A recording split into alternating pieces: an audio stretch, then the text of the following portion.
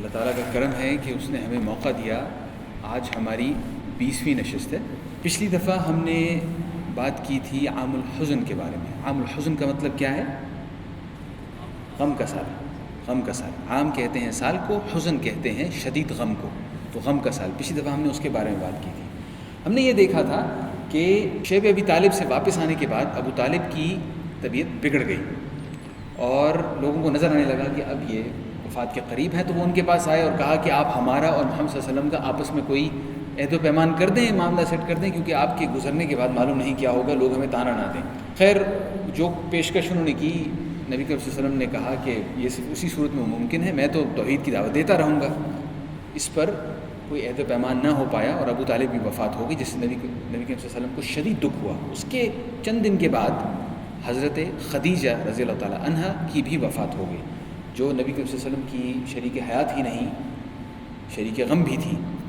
اور ان کے گزر جانے کے بعد نبی کریم صلی اللہ علیہ وسلم کے بارے میں صحابہ کہتے ہیں کہ کئی مہینوں تک ان کو ایسے دیکھا گیا کہ وہ مسکراتے نہیں تھے. اس دوران میں باقی مکہ میں مسلمانوں کے لیے جو تھوڑی بہت مدد ان کی نبی کریم صلی اللہ علیہ وسلم کر سکتے تھے، اس میں بھی بہت زیادہ کمی واقع ہو گئی، کیونکہ ابو طالب کی طرف سے جو انہیں جوار ملی ہوئی تھی. یہ لفظ ہم بار بار استعمال کر رہے ہیں کیونکہ سیرت کے مکی حصے میں جوار کا بڑا ایک اہم کردار ہے. میں نے آپ کو کیا بتایا تھا؟ جوار کو اگر ہم آج سمجھنے کی کوشش کریں تو اس کا مطلب کیا ہے؟ جوار ہے ایک پاسپورٹ کی طرح، شناخت کی طرح.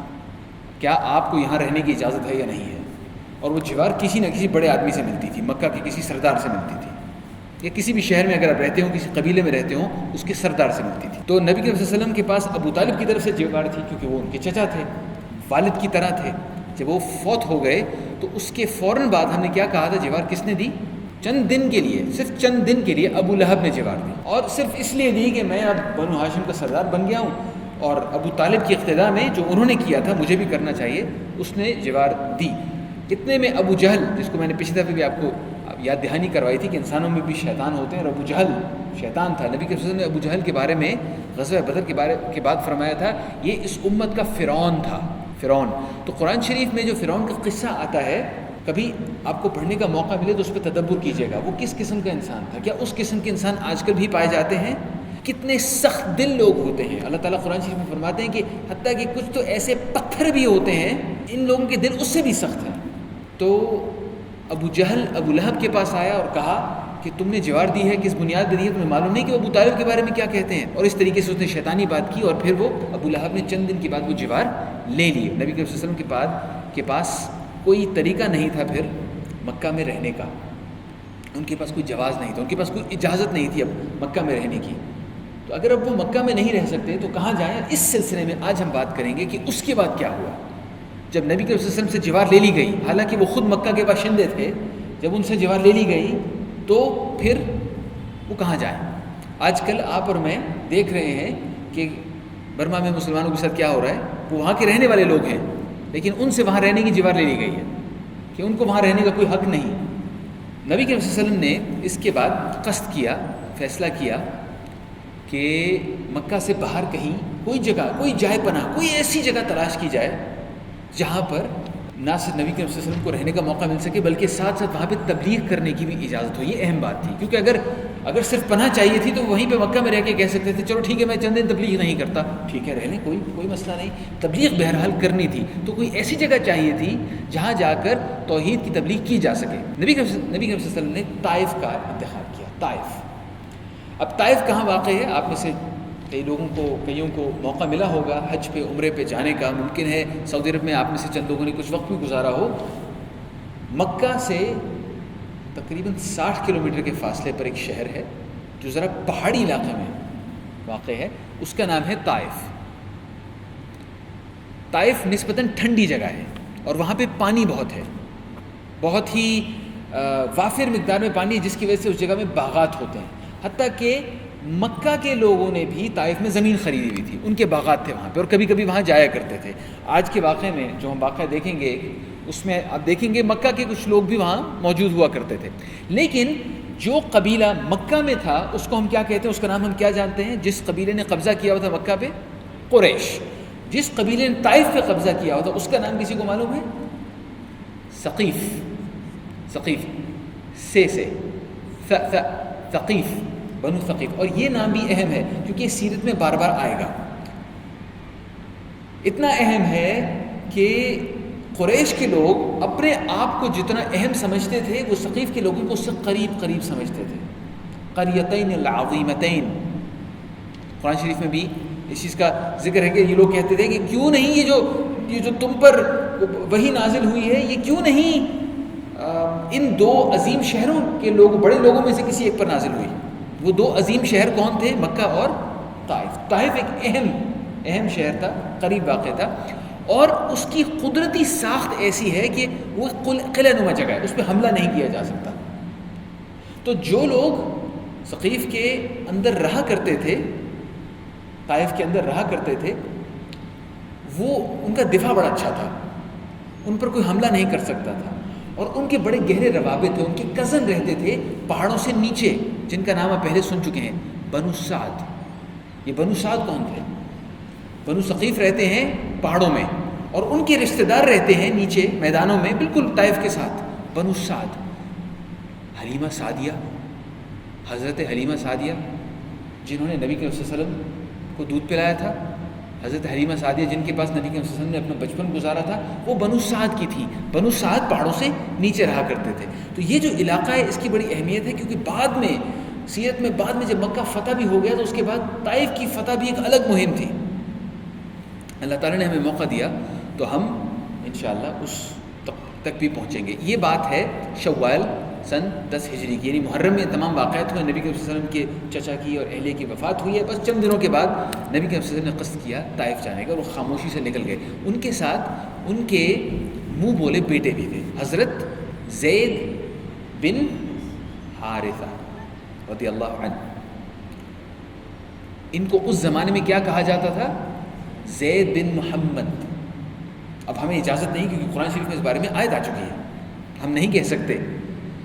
اللہ تعالیٰ نے قرآن شریف میں فرمایا ہے کہ بے شک اپنے پاس تم منہ بولے بیٹے رکھتے ہو، بچے رکھتے ہو، اس میں کوئی مسئلہ نہیں ہے، لیکن ان کو ان کے والدین کے نام سے پکارو، انہیں معلوم ہو کہ یہ کن کی اولاد ہے. حضرت زید بن حارثہ، حضرت زید بن حارثہ ان کے ساتھ تھے. نبی کریم صلی اللہ علیہ وسلم طائف تشریف لے گئے. پہنچنے میں انہیں کچھ وقت لگا ہوگا، وہ پیدل گئے، اور راستے میں جتنے بھی قبیلے نبی کریم صلی اللہ علیہ وسلم کو ملے، اور کئی قبیلے آباد تھے، وہ تمام قبائل کو دعوت دیتے ہوئے گئے. کوشش کی کہ جس پیغام کو وہ پہنچانا چاہ رہے تھے مکہ میں، اب پہلی دفعہ تاریخ میں پہلی دفعہ توحید کا پیغام نبی کے وسلم مکہ سے باہر دے رہے ہیں. یہ بہت بڑی تبدیلی ہے، کیونکہ اس سے پہلے 10 سال مکہ کے اندر تبلیغ کی گئی ہے، پہلی دفعہ مکہ سے باہر تبلیغ کی جا رہی ہے. یہ ایک تبدیلی ہے، اور اس کا اثر بھی آپ تھوڑی دیر میں دیکھیں گے انشاءاللہ. جب وہ ثقیف میں پہنچے تو سب سے پہلے نبی کے وسلم نے ثقیف کے سرداروں سے ملاقات کی. طائف کے اندر جو بڑے لوگ تھے ان سے ملاقات کی، اور ان سے جا کے کہا کہ اللہ رب العزت ایک ہے، صرف اسی کی عبادت کیجیے، آپ جو بتوں کو پوچھتے ہیں ان کو چھوڑ دیجیے. اور طائف کا اپنا ایک بہت بڑا بت تھا، اور اس بت کی کاپیاں بنوا کے دوسرے قبیلوں کے لوگ طائف سے لے کے جایا کرتے تھے، چھوٹی چھوٹی کاپیاں بنوا کے. تو طائف کے لوگوں کے لیے بھی وہ ایک طرح کا کاروبار تھا. ان کو بڑا مشکل لگا، یہ کہ عجیب سی بات کر رہا ہے شخص، ہم نے سن رکھا تھا اس کا مکہ کے بارے میں پچھلے 10 سال سے، ابھی اچانک ہمارے پاس آ گیا. تو ثقیف کے جو 3 بڑے سردار تھے وہ تینوں بھائی تھے، انہوں نے آپس میں سرداری شیئر کی ہوئی تھی، حصے کیے ہوئے تھے، تینوں مل کر سردار تھے. ان کے نام تھے عبد یالیل، مسعود اور حبیب. ان تینوں کے پاس نبی کے وسلم باری باری گئے. تینوں نے عجیب سے جواب دیے. ایک شخص نے کہا کہ اگر آپ کو اللہ رب العزت نے رسول بنایا تو میں کعبے کا پردہ پھاڑوں. یعنی سخت بڑا ایک درست قسم کا جواب دیا. دوسرے نے کہا کیا اللہ رب العزت کو آپ کے علاوہ کوئی اور نہیں ملا تھا؟ تیسرے نے کہا، تیسرے نے ایک مذاق قسم کا جواب دیا. اس نے کہا میں آپ سے ہرگز بات نہیں کروں گا، اگر آپ واقعی پیغمبر ہیں تو میرے لیے آپ کی بات رد کرنا بہت خطرناک ہے، اور اگر آپ نے اللہ پر جھوٹ باندھا ہے تو پھر مجھے آپ سے بات کرنی ہی نہیں چاہیے. یعنی ایک عذر ایسے کیا. تو نبی کے وسلم نے ان سے کہا کہ ٹھیک ہے، آپ نہیں مانتے تو آپ کی مرضی ہے، لیکن یہ بات کسی اور سے اس کا ذکر نہ کیجیے گا. اب عجیب بات یہ ہے کہ انہوں نے واقعی نبی کے وسلم کی اس درخواست کا پاس کیا، انہوں نے کسی سے ذکر نہیں کیا. ان 3 سرداروں نے کسی سے ذکر نہیں کیا. اب کس سے ذکر نہ کرنے کی بات ہو رہی ہے؟ مکہ میں قریش کے لوگوں سے ذکر نہ کرنے کی بات ہو رہی ہے کہ اگر یہ لوگ قریش کے لوگوں کو بتا دیں گے، نبی کریم صلی اللہ علیہ وسلم ساتھ ساتھ پلاننگ بھی کر رہے ہیں کہ ہم طائف میں آئے ہیں، اگر یہاں پہ کام نہ چلا تو پھر ہمارا بیک اپ پلان کیا ہے، پھر کیا کریں گے. اس پلاننگ کی خاطر نبی کریم صلی اللہ علیہ وسلم کہہ رہے ہیں کہ آپ ذکر نہ کیجیے گا، اور انہوں نے ذکر نہیں کیا. اس کے بعد نبی کریم صلی اللہ علیہ وسلم نے بازاروں میں تبلیغ کرنی شروع کر دی. طائف کا بازار تھا، کچھ ایسے صحابہ جو بعد میں مسلمان ہوئے انہوں نے اس چیز کا ذکر کیا کہ ہمیں یاد ہے کئی عرصہ گزر گیا، نبی کریم صلی اللہ علیہ وسلم طائف میں تشریف لائے تھے اور بازاروں میں تبلیغ کر رہے تھے، اور عام طور پہ لوگ ان کی بات نہیں سنتے تھے، لیکن وہ چند دن وہاں مقیم رہے اور ان کی تبلیغ سے آہستہ آہستہ لوگوں پر اثر پیدا ہونا شروع ہو گیا. چند لوگوں نے دلچسپی بھی ظاہر کرنی شروع کر دی. اب جو طائف کے سردار تھے وہ پریشان ہو گئے. انہوں نے کہا کہ یہ جو مسئلہ مکہ میں شروع ہوا ہے یہ یہاں بھی آ جائے گا، اس کو کسی طریقے سے روکو. تو انہوں نے اپنے اوباشوں کو، جو غنڈے قسم کے لوگ تھے ان کو شہ دی کہ اس شخص کو نکالو. نبی کے وسلم نے قصد کیا واپس جانے کا، تو یہ لوگ پیچھے لگ گئے، گالیاں دینے شروع ہو گئے اور پتھر مارنے شروع کر دیے.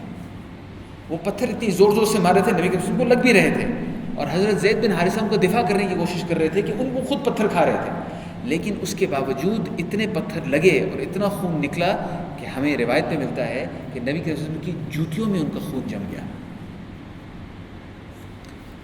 اس حالت میں ایک تو جسمانی تکلیف ہوتی ہے نا، جسمانی تکلیف ایک سنجیدہ شخص برداشت کر سکتا ہے.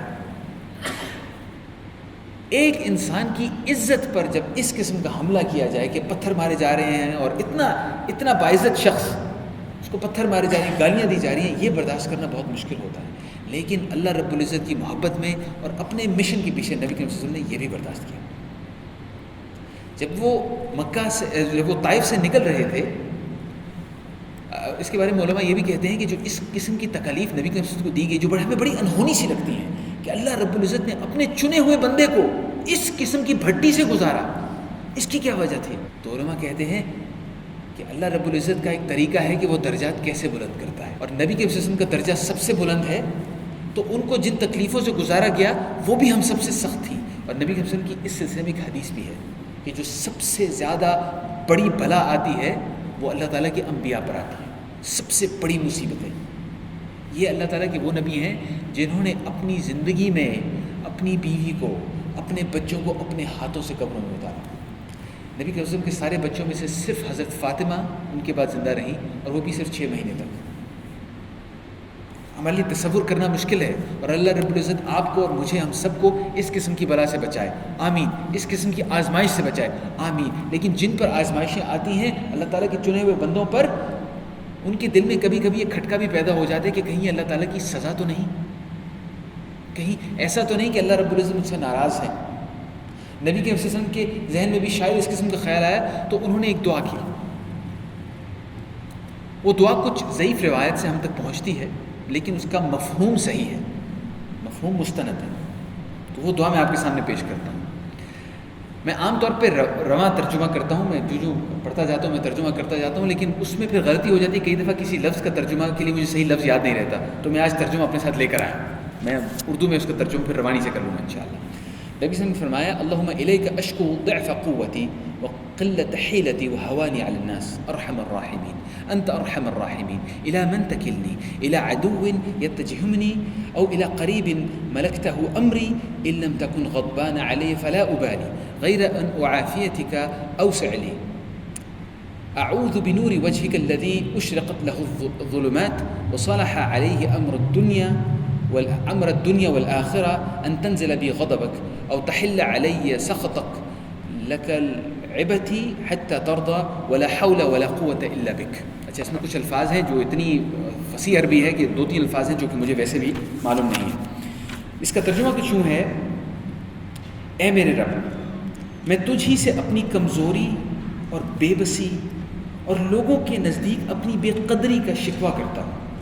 اے ارحم الراحمین، یعنی رحم کرنے والوں میں سے سب سے زیادہ رحم، تو کمزوروں کا رب ہے. یہ نبی کے وسلم اپنی کمزوری کا ذکر کر رہے ہیں، اور تو ہی میرا بھی رب ہے. تو مجھے کس کے حوالے کر رہا ہے؟ کیا کسی بیگانے کے حوالے کر رہا ہے جو میرے ساتھ سختی سے پیش آئے، یا کسی دشمن کے حوالے کر رہا ہے جس کو تو نے میرے معاملے کا مالک بنا دیا ہے؟ اگر مجھ پر تیرا غضب نہیں تو مجھے کوئی پرواہ نہیں، لیکن تیری عافیت میرے لیے زیادہ کشادہ ہے. میں تیرے چہرے کے اس نور کی پناہ چاہتا ہوں جس سے تاریکیاں روشن ہو گئیں اور جس پر دنیا اور آخرت کے معاملات درست ہو گئے. کہ تو مجھ پر، میں پناہ چاہتا ہوں کہ تو مجھ پر اپنا غضب نازل کرے یا تیرا عتاب مجھ پر وارد ہو. تیری ہی رضا مطلوب ہے یہاں تک کہ تو خوش ہو جائے، اور تیرے بغیر کوئی زوردار قوت نہیں ہے.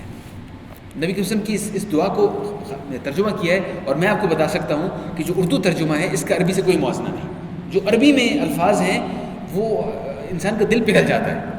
اردو میں خیر ہم نے کچھ کوشش کی ہے مصنف نے کہ کسی طریقے سے اس کو ٹرانسلیٹ کر سکے. آپ ذرا تصور کیجئے نبی کریم صلی اللہ علیہ وسلم اس وقت کیا محسوس کر رہے ہیں، اور لفظ استعمال کیا شکوے کا. دیکھیے پہلی سطر میں آپ کو نظر آ رہا ہے اللہم الیک اشکو، میرے رب میں تیری طرف شکوہ کرتا ہوں. اس پہ بڑا اہم سوال پیدا ہوتا ہے، کیا اللہ تعالیٰ سے شکوہ کیا جا سکتا ہے؟ کیا یہ ممکن ہے کہ اللہ تعالیٰ سے شکوہ کیا جائے؟ کیا یہ جائز ہے ایک مسلمان کے لیے، مومن مسلمان کے لیے، کہ وہ اللہ رب العزت سے شکوہ کرے؟ شکوے کی دو قسمیں ہیں. ایک قسم کفر ہے، دوسری قسم بالکل برحق ہے اور ایک مسلمان کی اللہ تعالیٰ کی وحدانیت پر یقین کی طرح ہے. ان دو قسموں میں فرق کرنا ضروری ہے. اگر کوئی شخص اس طرح کا شکوہ کرے کہ اللہ تعالیٰ کی قدر پہ شکوہ ہے، میرے رب تو میرے ساتھ کیوں ایسے کر رہا ہے، یہ میرے ساتھ کیوں ہو رہا ہے، اس طرح یہ معاملہ میرے ساتھ کیوں ہو رہا ہے، یہ کیوں ہو گیا، ہر دفعہ میرے ساتھ کیوں ہوتا ہے، اس طرح کی کوئی باتیں کرے تو یہ ایک قسم کا کفر ہو سکتا ہے. بہت احتیاط کرنی چاہیے اللہ رب العزت سے اس قسم کا شکوہ کرتے ہوئے. کیونکہ اگر آپ دیکھیے ابلیس نے اس طرح کا شکوہ کیا تھا. ابلیس نے کیا کہا تھا؟ سورۃ الاعراف میں ہے قال فبما اغویتنی، بالکل ایسے جیسے میرے رب آپ نے مجھے گمراہ کیا ہے، یہ سارا آپ کا قصور ہے. یہ ابلیس کے الفاظ ہیں. یہ غلط قسم کا شکوہ ہے، کفر قسم کا شکوہ ہے. اور ایک وہ شکوہ ہے جو ہم نے دیکھا نبی کے وسلم نے کیا، جو اللہ تعالیٰ کی پناہ میں، اللہ تعالیٰ کی محبت میں، اللہ تعالیٰ کی رحمت میں کیا جاتا ہے کہ اور کوئی نہیں جس سے میں شکوہ کروں، میرے رب میں صرف تجھ سے شکوہ. یہ شکوہ، اس قسم کا شکوہ بالکل برحق ہے. یہ اس کی مثال ہے جیسا شکوہ حضرت یعقوب علیہ السلام نے کیا تھا. قرآن شریف کی آیت ہے قال انما اشکو بثی وحزنی الی اللہ. جب یعقوب علیہ السلام یوسف علیہ السلام کے واقعے میں جب ان کو کوئی چارہ نہیں رہا تو انہوں نے کہا میرے رب میں تجھ سے شکوہ کرتا ہوں، اور میں کس سے شکوہ کروں؟ جس سے سب سے زیادہ محبت ہوتی ہے اس سے شکوہ کیا جاتا ہے. چھوٹا سا بچہ، اس کو کوئی اور نہیں ملتا، وہ اپنی ماں کے پاس جاتا ہے شکوہ کرنے کے لیے. ہم اللہ کے بندے، حقیر بندے، ہماری کوئی قوت نہیں، ہم شکوہ کرتے ہیں اپنے رب کے ساتھ. یہ ایک طرح کی دعا ہے. اس قسم کا شکوہ ایک مومن مسلمان کی علامت ہے. نبی کریم صلی اللہ علیہ وسلم نے جب یہ دعا کی، اس وقت نبی کریم صلی اللہ علیہ وسلم طائف سے بالکل باہر 2-3 کلومیٹر کے فاصلے پر ایک درخت کے سائے میں ایک دیوار کے ساتھ موجود تھے. یہ دعا کی اور فوراً وہ دعا قبول ہونی شروع ہو گئی. مومن مسلمان جب دعا کرتا ہے تو اسے معلوم ہوتا ہے کہ اس دعا کے دو اثرات ہو سکتے ہیں. یا تو وہ دعا قبول ہوگی، یا اگر اللہ رب العزت کی اس سے کوئی بہتر مشیت ہے تو اس دعا کرنے کا اجر ضرور ملے گا. تو ہم دعا پھر بھی کرتے ہیں. دعا ایک مومن کا ہتھیار ہے. دعا ہم ہر حال میں کرتے ہیں اور ہمیں اس پہ یقین ہوتا ہے کہ ہمارا رب ہماری دعا سن رہا ہے. ہاں، وہ دعا پوری کس طریقے سے ہوگی یہ اللہ رب العزت اپنی حکمت میں بہتر جانتے ہیں. اب یہ دعا جو نبی کے وسلم کی پوری ہو رہی تھی، یہ ہمیں نظر آتا ہے اگلے چند دنوں میں کیسے کیسے پوری ہوتی گئی. سب سے پہلے تو یہ جس دیوار کے ساتھ وہ بیٹھے تھے وہ چند ایک قریشیوں کا باغ تھا. ابھی میں نے آپ کو بتایا نا قریش کے لوگ اپنے باغ رکھا کرتے تھے. تو وہ دو بھائی تھے جن کا نام پھر بعد میں آئے گا سیرت میں، عتبہ بن ربیعہ اور شیبہ بن ربیعہ. ان کا باغ تھا. انہوں نے سارا معاملہ دیکھا، پتھر پڑے ہیں، اور ان کے دل میں یہ نہیں آیا کہ کسی مسلمان کو، اللہ کے نبی کو پتھر پڑے ہیں. ان کے دل میں آیا ہماری طرح کا قریشی ہے، ہمارا کزن ہے، اس کو پتھر پڑے. ٹھیک ہے مکہ میں ہمارے اس کے ساتھ اختلافات ہیں، لیکن یہ ثقیف والوں کی کیسے جرت ہوئی ہمارے بندے کو پتھر مار رہے ہیں. انہوں نے بلوایا کہ آپ ہمارے باغ کے اندر آ جائیں. نبی صلی اللہ علیہ وسلم نے پناہ لی. اس کے بعد عتبہ بن ربیعہ اور شیبہ بن ربیعہ کے باغ میں. اب وہ اس باغ کے اندر چلے گئے. باغ انگوروں کا باغ تھا، انگور لگائے ہوئے تھے انہوں نے وہاں پہ کیونکہ پانی تھا. اس کے بعد ان کی حالت ایسی تھی کہ گرد اور خون، اور تو یہ جو ربیعہ کے بیٹے تھے ان دونوں نے اپنے غلام کو کہا، خود جانا بھی نہیں چاہتے تھے، اپنے غلام کو کہا کہ یہ انگور لو اور لے جاؤ ان کے پاس. وہ غلام انگور لے آیا. اس غلام کا نام تھا عداس. اب دیکھیے دعا کیسے قبول ہوتی ہے. اللہ رب العزت نے کیسے اپنے پیارے نبی کو بتایا کہ کوئی غضب نہیں، کوئی غصہ نہیں. وہ انگور لا کے پیش کیے، نبی کریم صلی اللہ علیہ وسلم نے شکریہ ادا کیا اور کہا بسم اللہ، اور وہ انگور توڑا اور کھانا شروع کر دیا. اب عداس حیران پریشان رہے. اس نے پوچھا یہ جو الفاظ آپ نے کہے ہیں یہ کیسے الفاظ ہیں؟ یہ اس علاقے کے لوگ تو نہیں کہتے، یہ تو منفرد قسم کی. اس کو عداس کو پتہ تھا کیونکہ وہ عیسائی تھا اور وہ ایسی جگہ پہ رہتا تھا جہاں پہ سب لوگ بت پرست تھے. اس نے کہا یہ کیا بات ہے، بسم اللہ، نہ اس نے کسی بت کا نام لیا، نہ لات نہ عزا، یہ بسم اللہ. تو اس نے پوچھا نبی کے وسلم کو دیکھیے کیا ان کی حالت ہے، اس حالت میں بھی فوراً ان کا رخ کس طرف گیا کہ کسی طریقے سے میرا یہ بھائی جو میرے سامنے بیٹھا ہے کسی طریقے سے یہ آگ سے بچ جائے. نبی کے وسلم نے کہا کہ اچھا اس علاقے کے لوگ نہیں رہتے، اس کا مطلب آپ یہاں کے نہیں ہیں، آپ کہاں کے ہیں؟ انہوں نے کہا جی میں نینوا کا رہنے والا ہوں. نینوا عراق کی ایک جگہ ہے. نبی کے وسلم نے فرمایا کہ اچھا یونس بن متہ کی جگہ. اس پہ عداس حیران پریشان، آپ یونس بن متہ کو کیسے جانتے ہیں؟ یونس بن متہ حضرت یونس علیہ السلام، آپ یونس بن متہ کو کیسے جانتے ہیں؟ نبی کے وسلم نے فرمایا کہ وہ میرے بھائی تھے، وہ بھی نبی تھے، میں بھی نبی ہوں. اب وہ حواس باختہ ہو گیا اور اس نے نبی کے وسلم کے پاؤں چومنے شروع کر دیے، ایمان لے آئے فوراً. دور سے عتبہ بن ربیعہ اور شیبہ بن ربیعہ نے ایک دوسرے کی طرف دیکھا اور کہا کہ یہ تو گڑبڑ ہو گئی، ہم نے تو اس کو بھیجا تھا تھوڑا سا رحم کرنے کے لیے، اس کو تو ورغلا دیا ہے، محمد نے اس کو بھی ورغلا دیا. خیر وہ واپس آیا، عداس واپس آیا تو انہوں نے سے پوچھا بھئی یہ کیا معاملہ تھا، تم کیا کر رہے تھے وہاں پہ؟ تو عداس نے کہا یہ دنیا کا بہترین آدمی ہے، یہ اللہ کا نبی ہے. تو انہوں نے کہا کہ نہیں تم اس سے بہتر دین پر ہو، تم اس معاملے میں نہ پڑو. یہ عداس کافی غلام تھا نا، کچھ نہیں کر سکتا تھا. کچھ عرصہ گزر گیا، جب غزوہ بدر ہوئی تو عتبہ بن ربیعہ اور شیبہ بن ربیعہ نے ایسے کہا کہ تم چلو ہمارے ساتھ. اس نے انکار کر دیا. اس زمانے میں کوئی غلام اپنے مالک کی بات کا انکار نہیں کر سکتا تھا. عداس نے نبی کریم صلی اللہ علیہ وسلم اور ان کے ساتھیوں کے خلاف لڑنے سے انکار کر دیا، میں نہیں لڑوں گا، یہ اللہ کے نبی میں کیسے لڑ سکتا ہوں. پکا مسلمان ہو گیا. نبی کریم صلی اللہ علیہ وسلم کو نظر آیا کہ ٹھیک ہے اس علاقے کے لوگ نہیں مانتے، ہم نے عراق سے بندہ بھیجا ہے آپ کی بات سننے کے لیے، ہم نے عراق سے بندہ بھیجا ہے آپ پر ایمان لانے کے لیے. اس کے بعد نبی کریم صلی اللہ علیہ وسلم وہاں سے روانہ ہوئے. میں یہاں پہ ایک مختصر ذکر کرتا جاؤں بسم اللہ کی برکت کا. بسم اللہ الحمدللہ مسلمان کہتے ہیں بسم اللہ. بسم اللہ دو قسم کی ہوتی ہے، ایک صرف بسم اللہ، ایک ہے بسم اللہ الرحمن الرحیم. قرآن شریف میں بسم اللہ الرحمن الرحیم کا ذکر ہے پورے کی پوری ایک آیت کے اندر. کس کے واقعے میں؟ بسم اللہ الرحمن انه من سلیمان وانه بسم اللہ الرحمن الرحیم. ملکہ سبا ذکر کر رہی ہے اس خط کا جو حضرت سلیمان نے لکھا تھا ملکہ سبا کو، اور وہ خط شروع کیسے ہوتا ہے؟ بسم اللہ الرحمن الرحیم.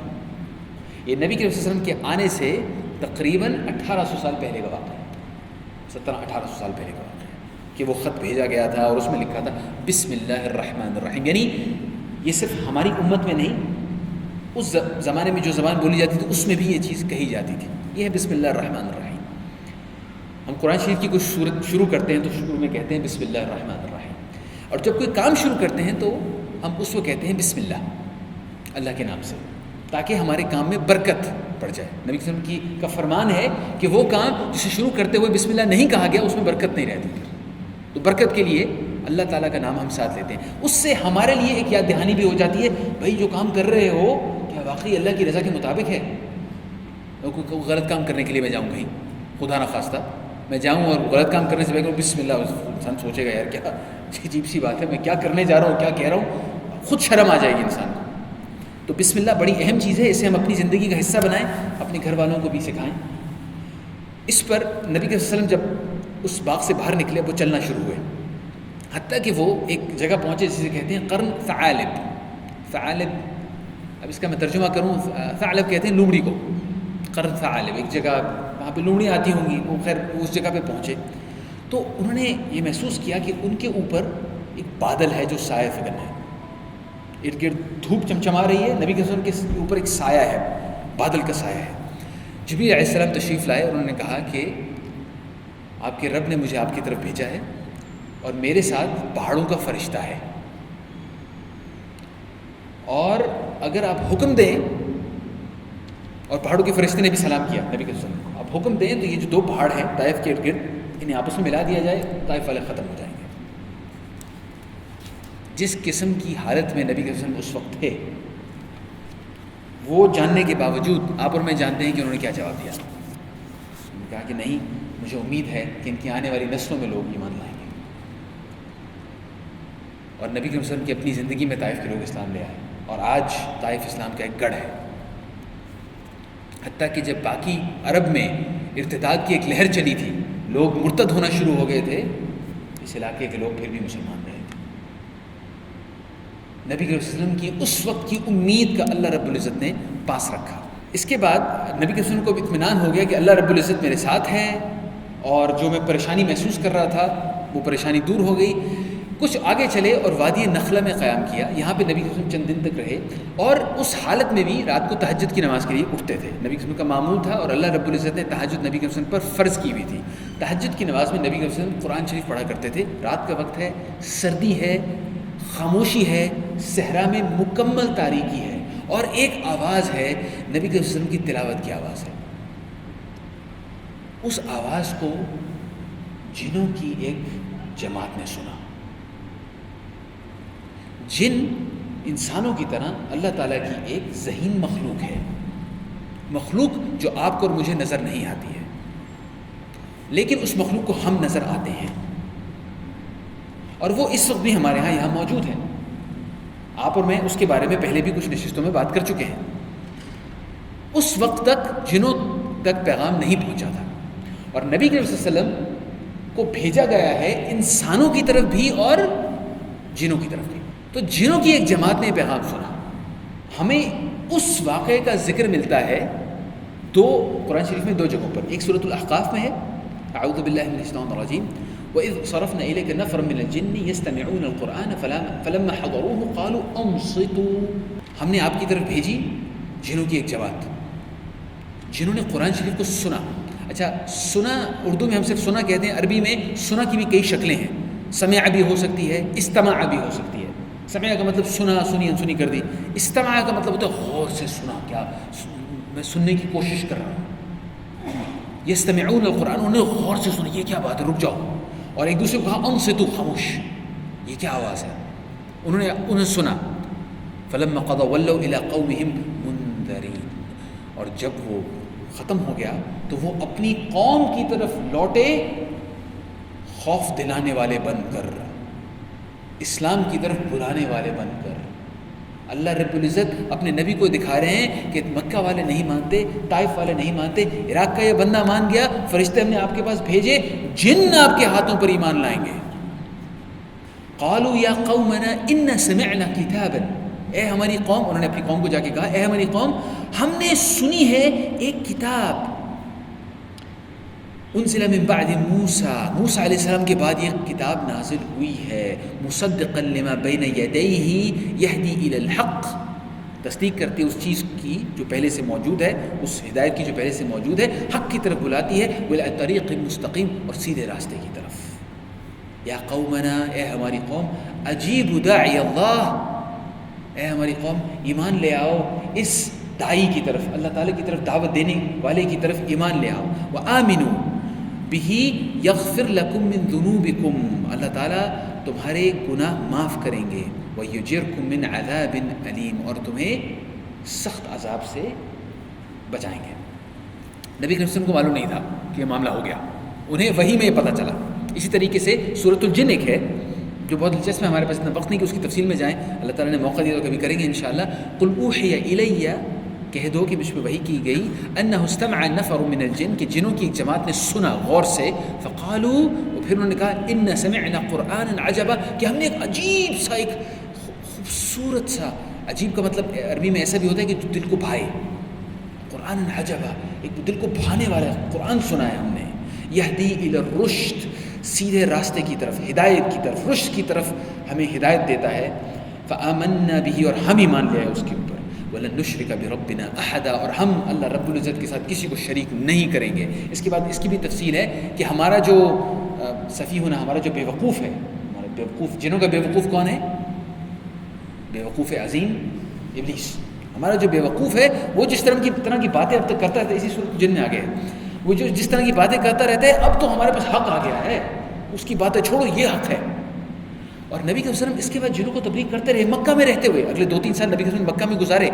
حضرت ابن مسعود کی روایت ہے، وہ کہتے ہیں کہ ایک دفعہ نبی صلی اللہ علیہ وسلم نے ہمیں بتایا کہ، بلکہ اس سے ایک اور روایت ہے جس میں ابن مسعود کہتے ہیں کہ ایک دفعہ نبی صلی اللہ علیہ وسلم غائب ہو گئے. ہم نے کہا پتہ نہیں کہاں گئے، کسی نے کہ انہوں نے قتل نہیں کر دیا، غائب ہو گئے، نظر نہیں آ رہے، کہاں گئے. تلاش کرتے رہے اوپر نیچے، مکہ میں آگے پیچھے. اس کے بعد صبح کے وقت واپس آئے.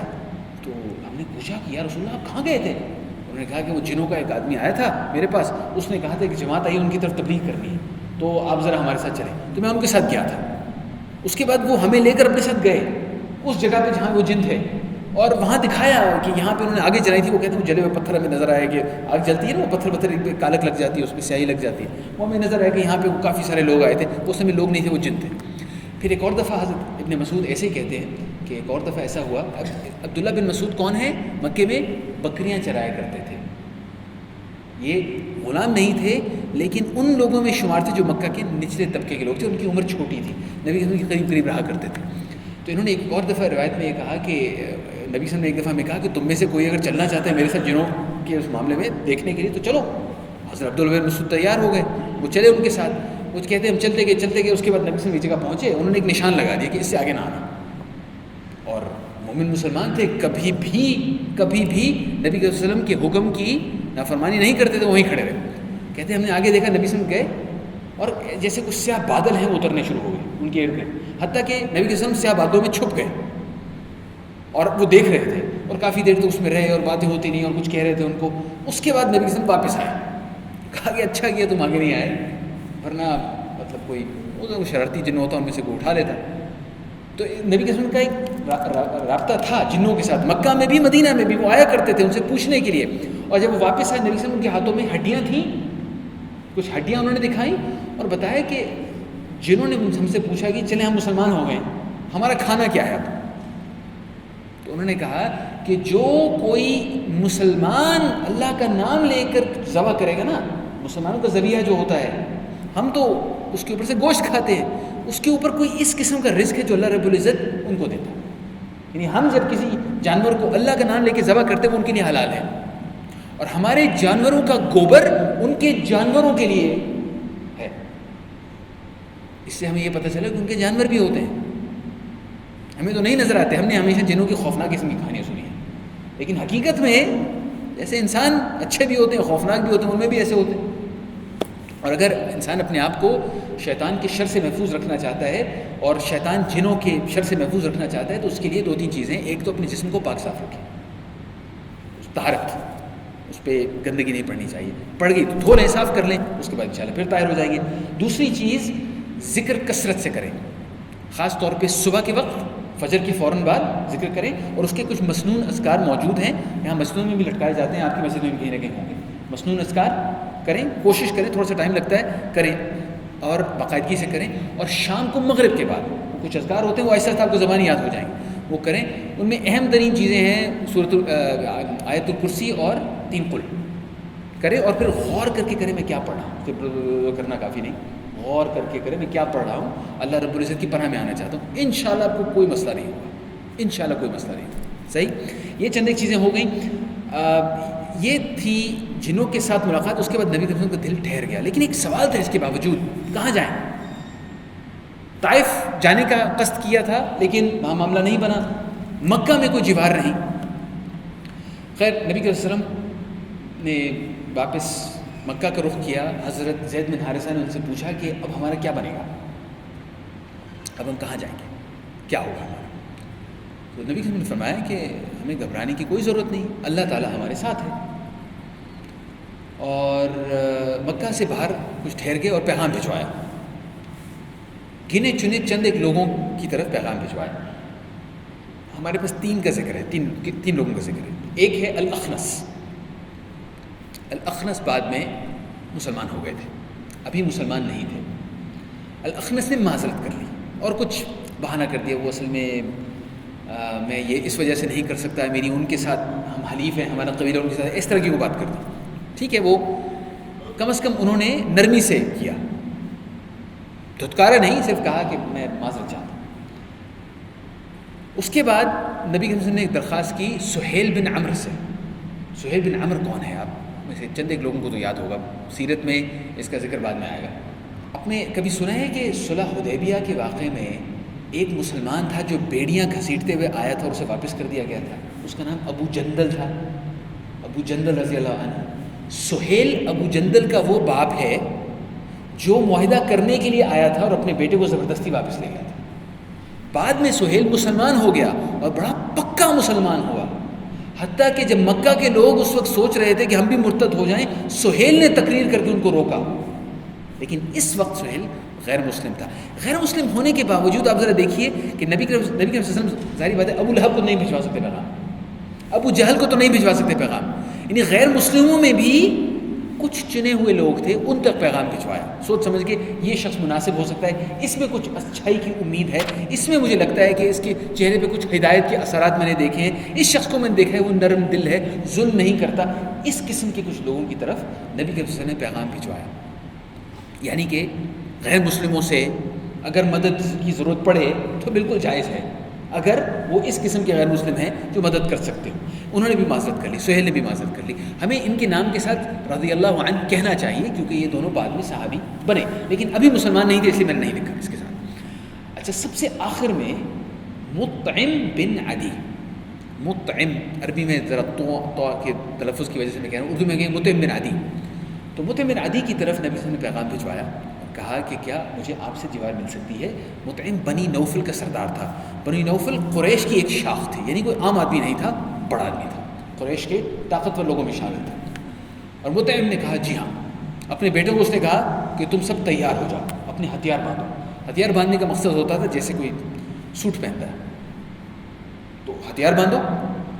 جتنے اس کے بیٹے تھے وہ سب اس کے ساتھ آئے، یہ کھڑے ہو گئے کعبہ شریف کے ارد گرد، اور پھر نبی صلی اللہ علیہ وسلم کو بلوایا کہ آپ آئیں.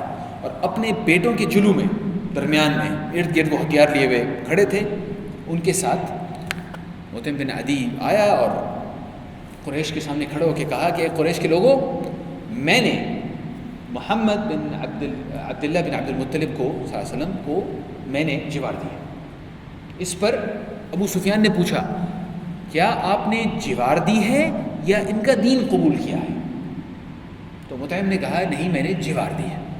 تو اس پر ابو سفیان نے کہا کہ اچھا، جس کو آپ نے جوار دی اس کو ہم نے بھی جوار دی. کہنے کا مقصد ہے کہ ٹھیک ہے، آپ کی جوار قبول ہے. اب اس شخص کو کوئی کچھ نہیں کہے گا. اگلے تقریباً 2.5 سال نبی کریم صلی اللہ علیہ وسلم مکہ میں رہے، مطعم بن عدی کی جوار میں رہے. جتنے واقعات اب اس کے بعد دیکھیں گے، نبی کریم صلی اللہ علیہ وسلم اس وقت ایک غیر مسلم کی جوار میں مکہ شریف میں رہے. اور مطعم کے بیٹوں میں سے ایک بیٹے بڑے مشہور صحابی ہیں، جبیر بن مطعم، حضرت جبیر بن مطعم رضی اللہ عنہ. وہ مسلمان تھے، بعد میں ہو گئے مسلمان. لیکن اس وقت ایک غیر مسلم نے ایک مسلمان کو، غیر مسلمانوں کے نبی صلی اللہ علیہ وسلم کو جوار دی ہے. میں اس میں ایک اہم نقطہ آپ کے سامنے اس کا ذکر کرنا چاہتا ہوں. ہمارے معاملات غیر مسلموں کے ساتھ 2 قسم کے ہیں، ایک وہ جو اس دنیا میں ہیں، ایک ہے وہ جو آخرت میں ہیں. اگر کوئی شخص اسلام کو جھٹلا کر موت پہ پہنچ جائے تو پھر اس کا کوئی حل نہیں ہے. ہم نے ابو طالب کے معاملے میں دیکھ لیا. لیکن اس کا مطلب یہ نہیں ہے کہ دنیا میں ہمارے معاملات ایک ایسے غیر مسلم کے ساتھ جو ہمارے ساتھ اچھا ہے برے ہوں. اگر وہ ہمارے ساتھ اچھا ہے تو پھر ہمارے لیے بھی ضروری ہے، نبی کے وسلم کے اتباع میں، ان کی سنت میں ہمارے لیے ضروری ہے کہ ہم بھی اس کے ساتھ اچھا ہوں. اگر کسی نے ہمارا کچھ نہیں بگاڑا تو ہم بھی کسی کا کچھ نہیں بگاڑیں، بلکہ ہم اپنی طرف سے اس کا اچھا کریں. ہر غیر مسلم ایک تقریباً مسلمان ہے. تقریباً مسلمان اس لیے کہ اس کو ہدایت کی ضرورت ہے، اور ہدایت کون پہنچائے گا؟ آپ اور میں. اگر ہم اس کے سامنے ڈنڈے لے کر آگ لگائی ہوئی ان کے گھروں کو آگ لگانے کے لیے پہنچ جائیں گے تو بھائی وہ اسلام کی بات کہاں سے آئے گی؟ اس کو دعوت دینے والی بات کہاں سے آئی؟ اس کے ذہن میں اسلام کا تاثر کیا رہے گا؟ یہ لوگ اسے مارتے دھاڑتے ہیں. میں اس لیے کہہ رہا ہوں کیونکہ ہمارے ملک میں کچھ بڑے ہی تکلیف دہ واقعات ہوتے ہیں. مجھے معلوم ہے آپ لوگوں سے اس طرح کی توقع مجھے نہیں ہے، لیکن جہاں کہیں ایسا معاملہ ہوتا ہے ایک مومن مسلمان سے یہ توقع رکھی جاتی ہے کہ وہ اپنے ہاتھ سے اس قسم کی برائی کو روکے گا، کیونکہ ہمارے ملک میں رہنے والے، ایک مسلمان ملک میں رہنے والے غیر مسلم ہمارے ذمہ ہیں.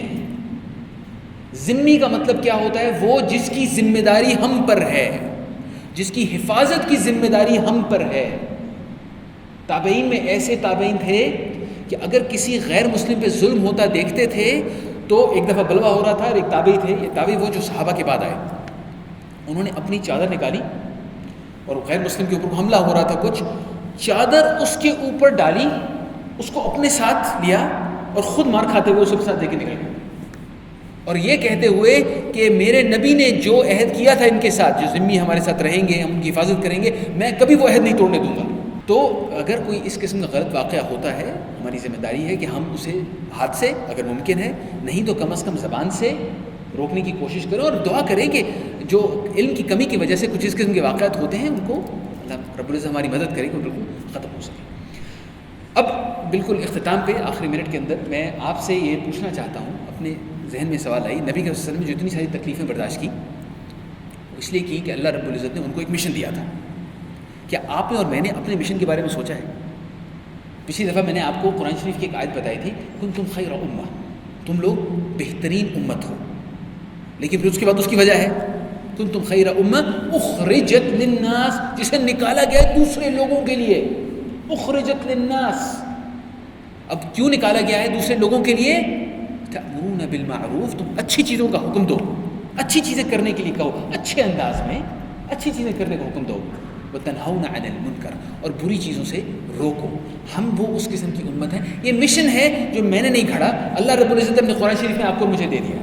اب ہر شخص اس مشن کو اپنے انداز میں ادا کرتا ہے، جو اس کی صلاحیت ہے، جو اس کی قوت ہے، جو اس کی استطاعت ہے. لیکن اس پہ فکر کرنا ضروری ہے اور اللہ تعالیٰ سے دعا کرنا ضروری ہے کہ اللہ اے میرے رب مجھے اپنے کسی کام کے لیے چن لے، مجھ سے اپنا کام لے لے. اور میری آپ کے لیے بھی اور اپنے لیے بھی یہ دعا ہے آخر میں کہ اے ہمارے رب ہم سے اپنا کام لے لے اور وہ کام قبول کر لے. آمین یا رب العالمین.